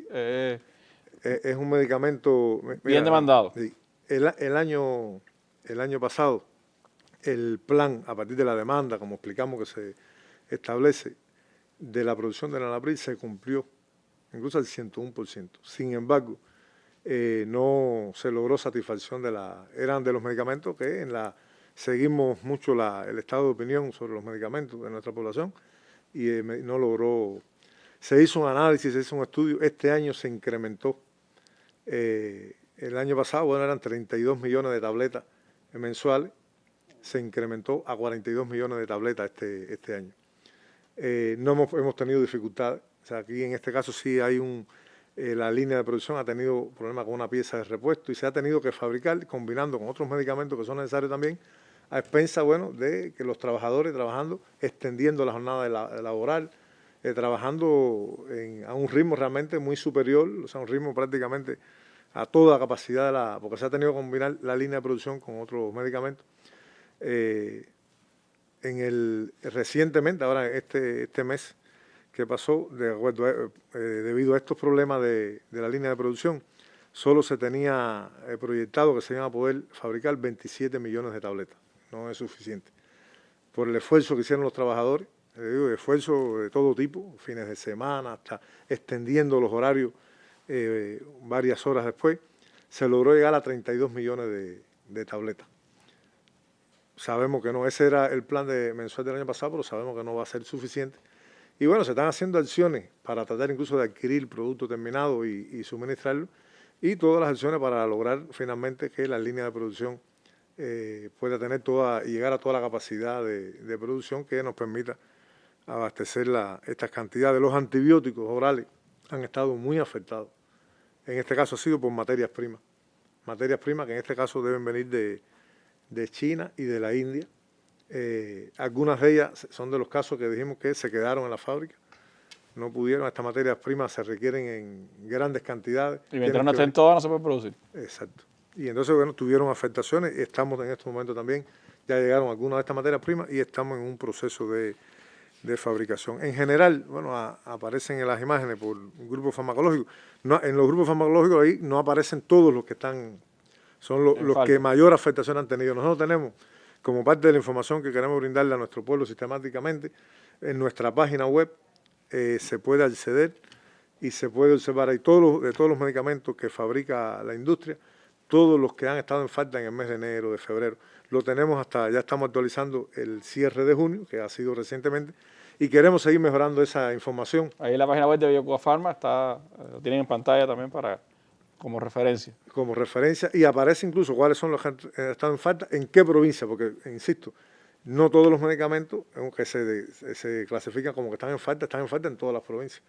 Esto, a medida que mejoremos también el proceso de informatización, nos va a permitir también incluso que exista más control. Tenemos un proyecto con Salud Pública, nosotros tenemos informatizado en estos momentos desde los laboratorios hasta las droguerías. Nosotros sabemos todo el medicamento que sale de la droguería a los más de 4.000 sitios que hoy se llevan los medicamentos, que lo lleva nuestra empresa Encomé. y sabemos las cantidades que se llevan a cada farmacia, pero queremos llegar a saber, una vez que informaticemos la farmacia, en tiempo real cuáles son los medicamentos. Eso nos va a permitir muchas cosas, además del control, bueno, facilitar a la población que pueda de forma online prácticamente conocer a qué farmacia puede ir a buscar un medicamento. Forma parte de nuestra proyección en el programa de medicamentos. ¿Qué otras acciones, Eduardo, se hacen para minimizar el impacto de la falta de medicamentos? ¿Cómo se sigue trabajando la llegada, la compra de todas estas materias primas que hacen falta? Sí, se sigue trabajando de forma, la empresa nuestra, Farmacuba, es una de las empresas importadoras más importantes que tiene que ver con los medicamentos. Un colectivo realmente de vanguardia que hace un esfuerzo extraordinario en tratar de seguir buscando permanentemente nuevos proveedores, los niveles de negociación, los niveles realmente de gestión para tratar de acelerar los procesos de llegada de las materias primas. Son uno de los elementos que se están haciendo. Estamos trabajando con la industria química nacional para seguir el proceso de encadenamiento que nos permitan un grupo de materias primas que hoy se importan, producirlo a nivel nacional. El ejemplo, yo creo que más claro donde hemos tenido resultados son en los envases secundarios que se utilizan los medicamentos. Hace 5 años, prácticamente solo entre el 15 y el 20% de los envases secundarios que utilizábamos en la producción de los medicamentos eran fabricados a nivel nacional, el resto se importaba. Entonces formaba parte de lo mismo, o sea, cuando no llegaba a tiempo, no teníamos... Tenía la mala pastilla, pero no tenía cómo distribuirlo. Cómo envasarlo, Bueno, hoy el 85% de material de envase secundario ya se fabrica a nivel nacional.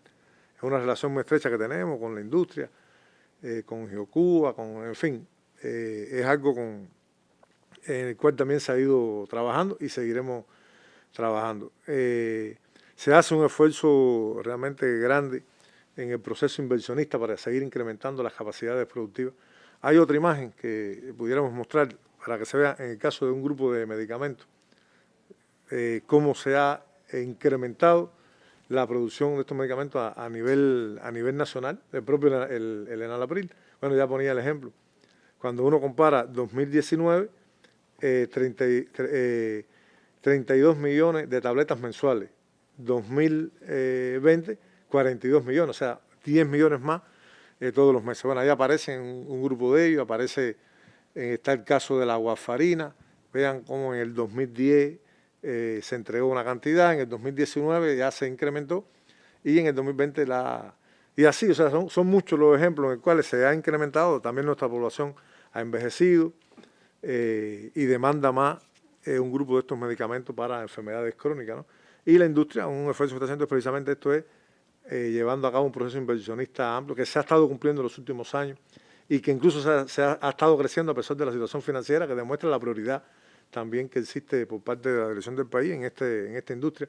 Nosotros seguimos diversificando nuestro mercado para tratar de incrementar los ingresos que nos permitan a su vez resolver la situación financiera que afecta, ¿no?, también el poder adquirir las materias primas. Es algo en lo que se trabaja. Tenemos plantas, en estos momentos nosotros tenemos un grupo de plantas en el exterior. Nosotros tenemos 5 plantas hoy en el exterior, algunas son empresas mixtas, otras son incluso plantas que son nuestras, donde se fabrican algunos de los medicamentos. Se trabaja intensamente en la obtención de nuevos productos, de nuevos medicamentos, para resolver problemas de salud que hoy no están resueltos. O sea, hoy en el mundo, por ejemplo, el Levepro, donde se utiliza en 25 países en este momento, en el resto de los países el nivel de amputación que existe, o sea, son realmente alarmantes. Sin embargo, en nuestro país, al contar con este producto, bueno, todos los resultados que en otros momentos se han mostrado, tenemos productos para el cáncer, producimos una parte de los citostáticos, pero también otros productos, las vacunas, anticuerpos monoclonales, y tenemos un listado de más de 10 nuevos productos que están en fase de investigaciones con resultados realmente muy alentadores. Todo eso se va a incorporar a nuestro cuadro básico. Estamos trabajando para, en los próximos años, seguir disminuyendo lo que hoy se importa. Si bien, bueno, se decía, el ministro mencionaba, hoy de los medicamentos que produce Biocubafam, porque hay otros medicamentos que produce la industria nacional que los fabrican otras instituciones, los que hoy son el 56%. Pero esto es en el tipo de surtido, pero desde el punto de vista de los volúmenes son cerca del 85%, y desde el punto de vista en valores, realmente también es cerca incluso cerca de un 90%.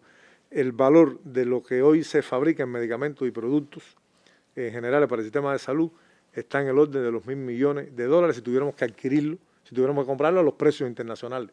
Sin embargo, lo hace la industria. Y lo que se gasta hoy son entre 100 y 120 millones. Y el propósito es también seguir sustituyendo y que cada vez, bueno, producirlo más de forma local. O sea, un grupo de acciones importantes para tratar de, a corto plazo, pero también a mediano y largo plazo, resolver el problema del abastecimiento de medicamentos. Bueno, en ese empeño hay dos instituciones importantes que han tenido mucha vinculación también con el combate de nuestro país a la COVID. Por un lado, los laboratorios AICA, que tuvieron un foco allí, pero que ha seguido produciendo medicamentos, y también pues el centro de vacunas Finlay, que ha tenido también una importante contribución a este combate. Este reportaje llegó hasta ambos lugares. La industria biofarmacéutica cubana consolida su desarrollo en el contexto derivado de la COVID-19. Así lo confirmó este equipo en los laboratorios AICA, donde se evidencian los resultados de un amplio proceso de inversiones que han favorecido el cumplimiento del plan de ventas. Solamente en el mes que termina de junio exportamos más de 2,9 millones de dólares, cosa que debemos seguir aumentando en el tiempo. Y para esto además AICA solicitó el permiso para poder importar y exportar de manera directa y no a través de una tercera empresa, y eso se le concedió a finales del año pasado, y a partir de este año ya comenzamos nuestras operaciones de importación y exportación directa con muy buenos resultados, incipientes todavía, pero con muy buenos resultados y que deben crecer. Los estándares de calidad y la calificación rigurosa del personal han permitido la adaptación a las nuevas condiciones. Además de esto, nos encontramos en un extenso programa de desarrollo de nuevos productos que van a ser introducidos en nuevas tecnologías con las cuales estamos trabajando, como son las ampolletas plásticas, las minidosis de colirios en la forma farmacéutica de minidosis, y además de esto en las jeringas prevenadas. La capacidad exportadora de la industria favorece el autofinanciamiento y cierra el ciclo de circulación que permite la obtención de materias primas y las inversiones a partir de las ganancias generadas. Una fórmula que muestra resultados igual de positivos en el Instituto de Vacunas Finlay. En los últimos años estamos exportando aproximadamente 10 millones de dólares anuales. Con esos 10 millones de dólares nosotros estamos financiando las producciones de las vacunas del Programa Nacional de Inmunización, así como las vacunas de exportación. El Instituto Finlay produce 7 de las 13 vacunas que conforman el esquema de inmunización nacional. Además, por las limitaciones propias de esta situación que afronta el país con la pandemia, la COVID-19, nosotros hemos tenido que enfrentar con los trabajadores un alto compromiso y consagración al trabajo para poder dar cumplimiento a todo el programa de salud que tiene con nuestra institución, que hoy en estos momentos está en un 91,8%. Estamos hablando de las vacunas contra la vacuna antitetánica, la vacuna contra la leptospirosis, la vacuna de Bamengol BC, la vacuna contra la difteria y el tétano, la vacuna contra la difteria, la tétano y la pertusis. Es decir, un grupo de vacunas que hoy se encuentra prácticamente cumplido el plan de producción de nuestra institución para con el Sistema Nacional de Salud. La industria de medicamentos sustenta el sistema de salud pública y garantiza más de la mitad de los fármacos del cuadro básico. La creación del grupo BioCuba Pharma ha favorecido la gestión empresarial, la comunicación entre los diferentes laboratorios e institutos y ha dotado de mayor autonomía financiera a las entidades. Resultados que impactan de manera directa en las condiciones de trabajo, en la calidad de los productos para la exportación y principalmente para el abastecimiento nacional. Lisandra Sesto, Sistema Informativo de la Televisión Cubana. Bueno, no quiero perder la oportunidad, ya que estábamos hablando de vacunas y está el doctor Eduardo aquí, para un tema que sigue siendo, por supuesto, preocupación de los cubanos y del mundo. Tema vacuna contra la COVID. ¿Cómo marchan los proyectos nuestros? ¿Cómo seguimos trabajando en medicamentos frente a la COVID-19? Randy, hoy en la mañana hacíamos un encuentro muy bueno con todos los investigadores que están trabajando en la vacuna cubana. Ahí analizamos la situación en el mundo, toda la semana. Analizamos cuáles son las vacunas que se están, la actualización de los resultados que van surgiendo. En este momento hay 205 vacunas que están registradas. 21 están en este momento en ensayos clínicos. En China, en otros lugares, pudieron comenzar a trabajar en la vacuna primero que nosotros porque tuvieron primero el virus. Para poder trabajar en una vacuna, bueno, primero teníamos que tener la información genética del virus, la secuencia, o sea, para hacer todo lo que hemos estado haciendo. Empezamos después que en otros lugares, pero estamos trabajando de forma acelerada, en un grupo multidisciplinario de 3 instituciones. Estaba trabajando el Instituto Finlay, el Centro de Ingeniería Genética y Biotecnología, el Centro de Inmunología Molecular, y se van a incorporar otras instituciones nuestras que tendrán que también participar a medida que vayamos avanzando. Y por supuesto, de conjunto con el Sistema de Salud Pública, con el CENME, la autoridad regulatoria que tiene que controlar todo este proceso para avanzar rápido. Tenemos varios candidatos vacunales. Existe experiencia en nuestro país en hacer vacunas. Nosotros fabricamos 8 de las vacunas que se utilizan hoy en nuestro programa ampliado de inmunización, y existen personas con una amplia experiencia en el desarrollo y después la producción de vacunas. Estamos trabajando de forma acelerada para cumplir todos los pasos, y estamos creando condiciones para después producirla a gran escala. A lo mejor no somos los primeros en tener la vacuna a nivel mundial, pero sí vamos a ser de los primeros en lograr una amplia cobertura de vacunación a la población entre todos los países del mundo. En eso estamos convencidos que va a ocurrir. Eso, sin duda, es parte de la soberanía, imprescindible, porque uno se pone a pensar, bueno, ¿quién podrá producir los 7.000 millones de vacunas que hacen falta? Quien lo obtenga lo pondrá realmente a disposición pública, como se ha dicho. Bueno, ya hemos visto lo que está pasando con el nuevo medicamento que le han dado tanta fama en Estados Unidos, que ya el presidente Trump mandó a comprar todo lo que había a los próximos meses. El resto del mundo veremos qué pasa. Y evidentemente el país necesita tener su vacuna, poderla producir y poder enfrentar un desafío como este. Gracias, Eduardo, por estas informaciones. Nosotros seguimos aquí en esta mesa redonda.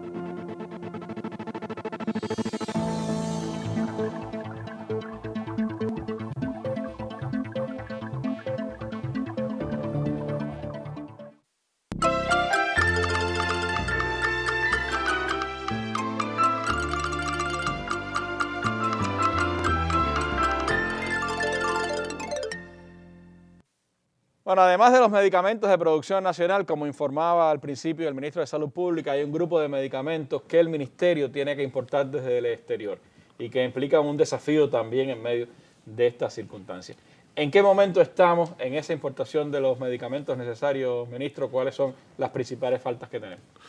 Bueno, Randy, Eduardo hablaba de todo lo que está haciendo la industria nacional y además la perspectiva, porque la intención es, y él lo explicaba, de cómo la industria cada vez puede seguir asumiendo la producción de determinados recursos, incluso de algunos que en algún momento se lograron producir y que está en la intención poder rescatarlo de nuevo para producirlo nacionalmente.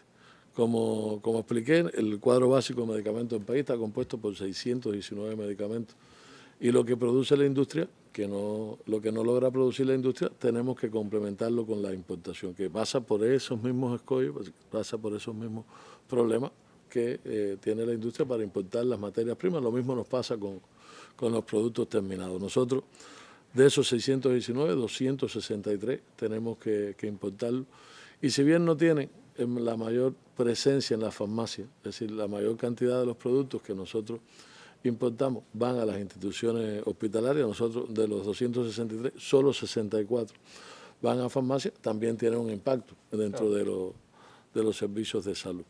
Ahí nosotros habíamos puesto, y tal vez se pueda ver un poco actualizar, porque hoy nosotros tenemos de los importados, los 263, 29 que son faltas. Y queríamos tal vez que la población pueda verlo, aunque también lo vamos a publicar en nuestra página web, también lo tiene, y ustedes seguro lo van a poder poner en Cuba Debate, para que la población sepa cuál es la perspectiva de esos 29 medicamentos que nosotros tenemos, sobre todo los que tienen un impacto ahora en la población. Y empecé por los de tarjeta control porque, como expliqué, son los que la población más necesita, una continuidad de tratamiento. Y hay un grupo de productos que hoy no tienen una respuesta, pero ya tienen un pronóstico, es decir, la desmopresina spray, el diltiazem de 120 miligramos tableta, la piridostigmina, la propafenona, la etosuximida. Esos son productos que van a entrar entre julio y agosto y que ya tenemos previsto cómo va a ser la continuidad de ellos. Hay otros que son muy importantes y que ya están en el país, que están en distribución y están también el valproato de sodio, la lamotrigina, la penicilina benzatínica, la beclometasona spray, que también es demandado junto con el salbutamol, la hidralacina, las insulinas para el uso de los diabéticos, que está en distribución y que también estuvo afectado, la teofilina. Es decir, hay un grupo de medicamentos, ahí están las dosis con que se produce el producto, que ya están en distribución o tenemos una perspectiva para ello. Hay otra pantalla, que hay otro grupo de medicamentos que son de farmacia, que son también sensibles. Específicamente quisimos traerlos que van directamente a farmacia para que la población los conozca. La dipirona, que es de alto consumo, no va a tener una respuesta total. Ahora en julio debe arribar 15 días de consumo, es decir, cuando nosotros no tenemos al menos 30 días de consumo en la farmacia, es muy tensa la situación, pero al menos vamos a tener una distribución ahora en julio de 15 días que ya están contratadas. La hidrocortisona, la hormona folículo estimulante, la progesterona y la tetraciclina ungüento oftálmico, que son productos que están en producción, que ya están vistos con los proveedores, y la progesterona que debe entrar en julio, la tetraciclina ungüento oftálmico que está previsto para agosto. Y están en distribución otros medicamentos que son muy importantes, que son la penicilina rapilenta y la nitroglicerina sublingual. En específico de estos, que además son de los que la población, de los que nos corresponde a nosotros importar, ha estado siguiendo y ha estado preguntando por ello, quisimos presentarlo en pantalla para que se tenga un pronóstico de por dónde vamos en ese sentido. Para el resto de las faltas que tiene el sistema de salud vinculado a las importaciones, hablaba de 29, nosotros hemos estado recibiendo 13 productos en julio, 3 en agosto. Hay 3 que están en producción pendientes de fecha de entrega, que son esos otros 19. Así se complementa lo que explicaba Eduardo de la industria con las faltas que tiene hoy el Ministerio de Salud. Por lo tanto, hay un seguimiento, hay un respaldo financiero a estos productos que deben tener una continuidad. Como ya habíamos explicado, nosotros pasamos para las importaciones por lo mismo que tiene que pasar la industria para importar las materias primas. No repito lo del bloqueo, que todos los días tenemos que buscar cómo burlarlo para traer los medicamentos. Están también las restricciones del comercio internacional. Eduardo lo explicaba. Nosotros, los vuelos internacionales prácticamente están restringidos. Poder traer un producto es un problema, poderlo llegar al país. Las serias limitaciones logísticas en el tráfico de mercancías, el incremento de precios de los productos que a veces nos obliga a comprarlos más y tener que buscar proveedores fijos, porque el bloqueo no nos deja ir a otros proveedores que nos los vendan.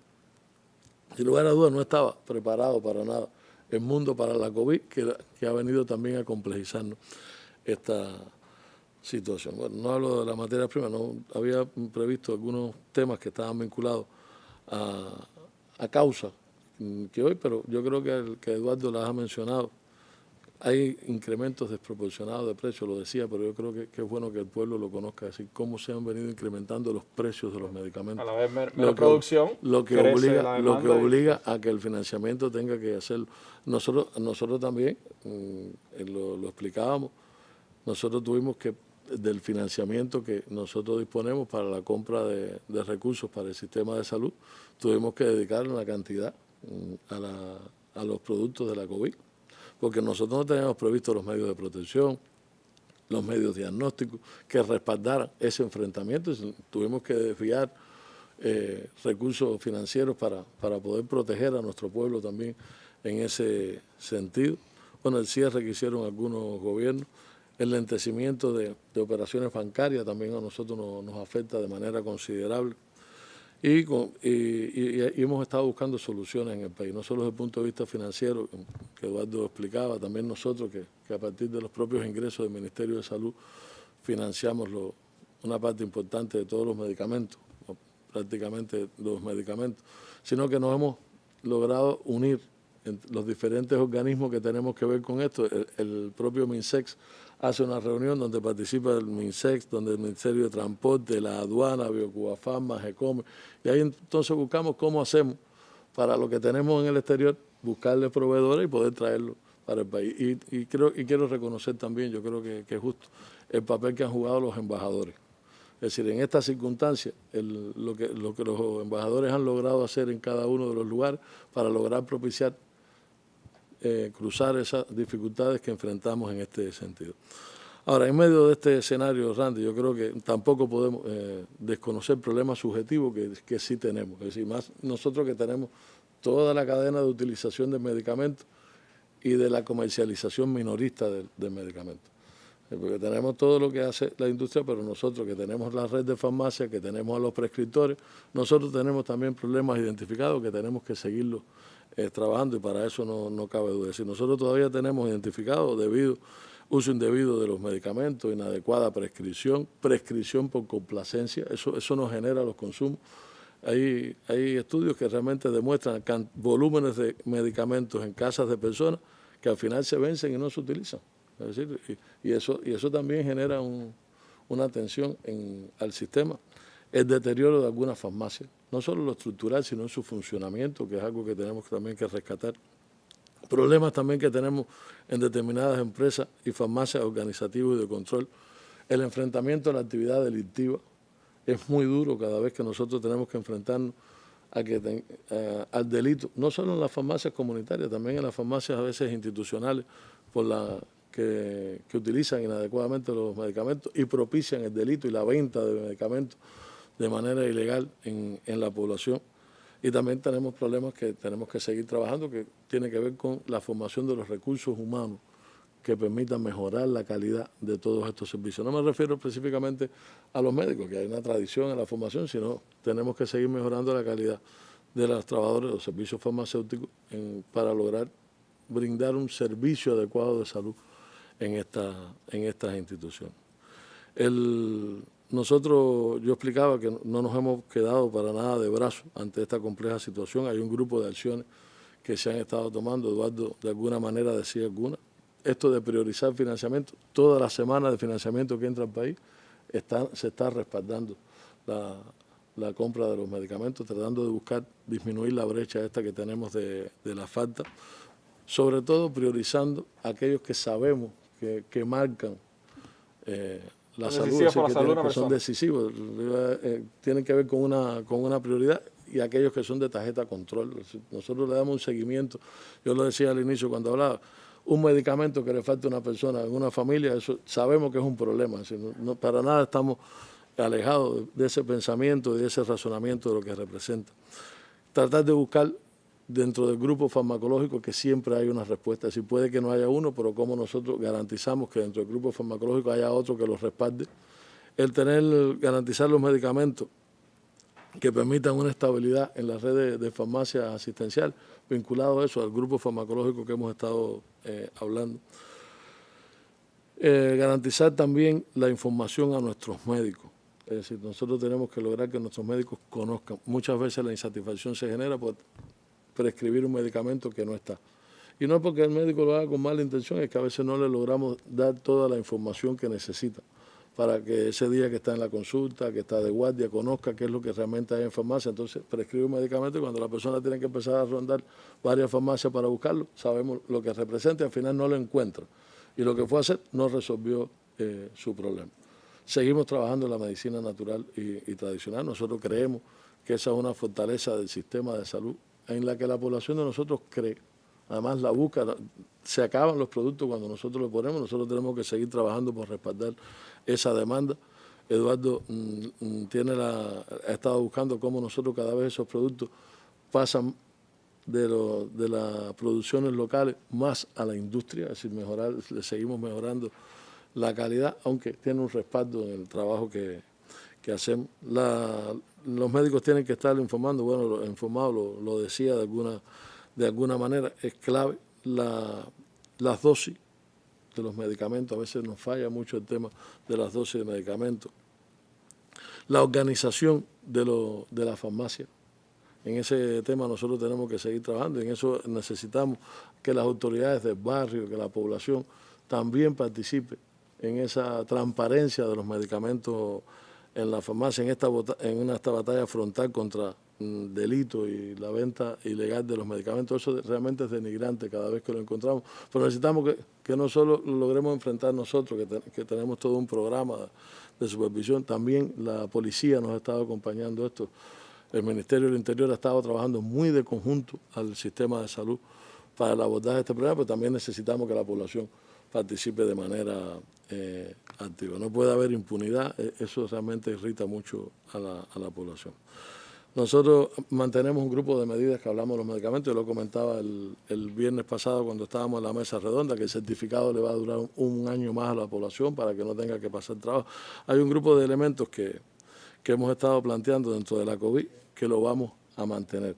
Ha sido muy bueno y nosotros queremos ver cómo lo logramos estabilizar de nuevo. Lo hicimos en la década del 2000, la mensajería en farmacia. Hoy lo estamos haciendo con la comunidad, con los estudiantes, pero queremos ver en determinados lugares cómo lo podemos incorporar de nuevo.